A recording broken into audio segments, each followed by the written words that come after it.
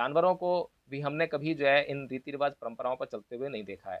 किसी भी जानवर को आपने जो है कोई मंत्र पढ़ते हुए नहीं देखा होगा, कोई यज्ञ करते हुए नहीं देखा होगा, कोई हवन करते हुए नहीं देखा होगा।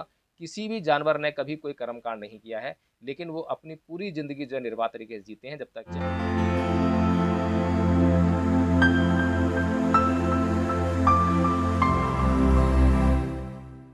जय भीम, नमो साथियों। साथियों, आज हम चर्चा करेंगे एक कहानी पर जो कि चमत्कारों से जुड़ी हुई कहानी है।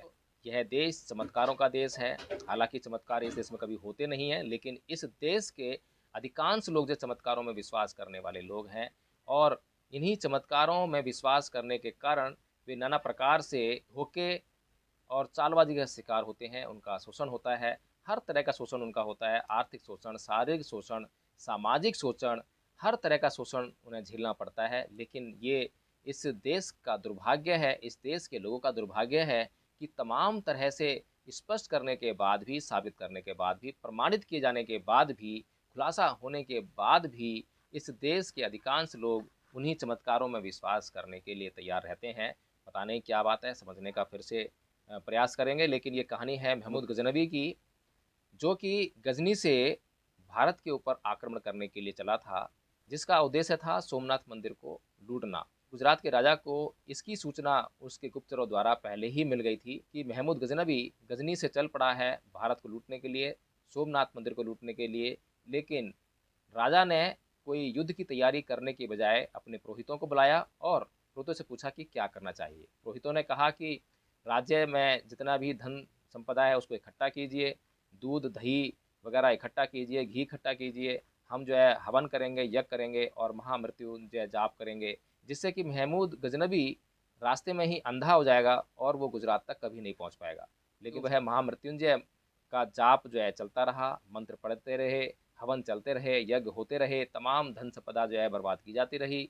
लेकिन महमूद गजनबी का कोई बाल बाका नहीं हुआ और महमूद गजनबी जो है भारत की सीमा तक पहुंच गया।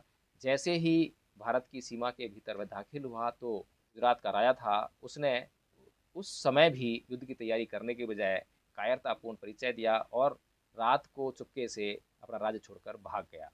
जब महमूद गजनबी भारत में, गुजरात में पहुंचा, सोमनाथ मंदिर में पहुंचा, तो वहां देखा कि जो पंडित पुरोहित हैं वो यज्ञ कर रहे हैं, हवन कर रहे हैं, मंत्र का जाप कर रहे हैं।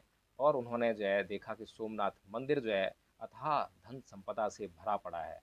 जब वहाँ के लोगों से यह पूछा कि ये जो अथाह धन संपदा है इस मंदिर में कहाँ से आई, तो लोगों ने बताया कि जो मंदिर के बीचों बीच जो एक मूर्ति है जो हवा में झूल रही है, जिसको कोई सपोर्ट नहीं है, तो वो हवा में जो झूल रही है या लटकी हुई है, तो उसका जो चमत्कार है उसके कारण ये धन संपदा यहाँ पर इकट्ठी हुई है।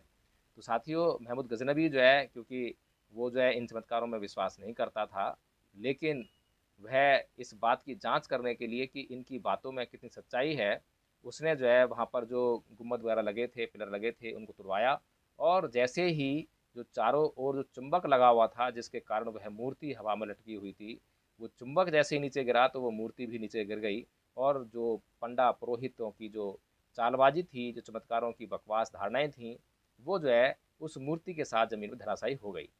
तो साथियों, इस तरह से हम देखते हैं कि ये तमाम बार, हर बार ये बात महमूद गजनबी की ही नहीं है कि जिसने साबित करने का प्रयास किया। पेरियार स्वामी जी ने भी इसी प्रकार से, क्योंकि उनका जो है उद्देश्य या किसी भी अम्बेडकरवादी का उद्देश्य ये नहीं है कि वो किसी देवी देवता या किसी ईश्वर को अपमानित करे।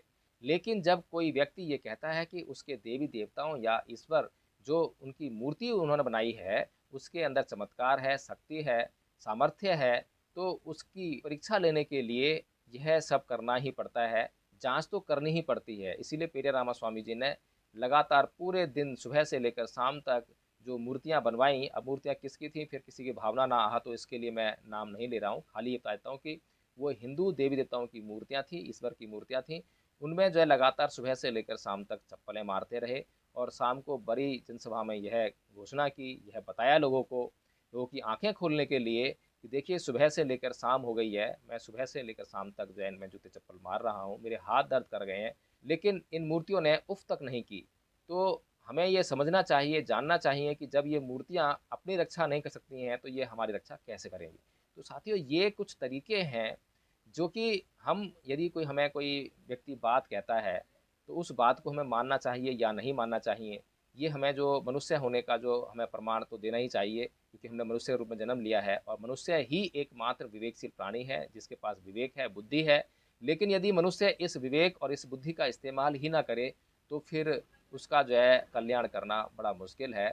और हमारे चारों तरफ हमारे रिश्तेदार, नातेदार सभी जो हैं इस तरह के अंधविश्वासों में लिप्त हैं, परंपराओं में लिप्त हैं, रीति रिवाजों में लिप्त हैं, जिनको बार बार बताने के बाद भी, बार बार साबित करने के बाद भी, तमाम तरीकों से समझाने के बाद भी वे इनको छोड़ने का प्रयास नहीं करते हैं। तो साथियों, बस इतनी सी बात है कि मनुष्य जो है विवेकशील प्राणी है, उसके पास बुद्धि है।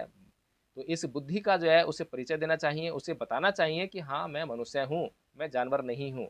जानवरों को भी हमने कभी जो है इन रीति रिवाज परंपराओं पर चलते हुए नहीं देखा है। किसी भी जानवर को आपने जो है कोई मंत्र पढ़ते हुए नहीं देखा होगा, कोई यज्ञ करते हुए नहीं देखा होगा, कोई हवन करते हुए नहीं देखा होगा।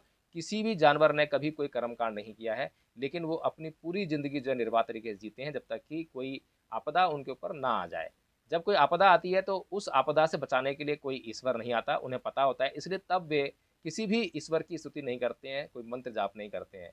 तो साथियों, ये बहुत ही कहें कि कॉमन सेंस वाली बात है, साधारण सोच वाली बात है, जो कि हम सभी के पास है, लेकिन समस्या ये है कि हम सोचने का कार्य ही नहीं करते हैं। जय भीम, नमो साथियों।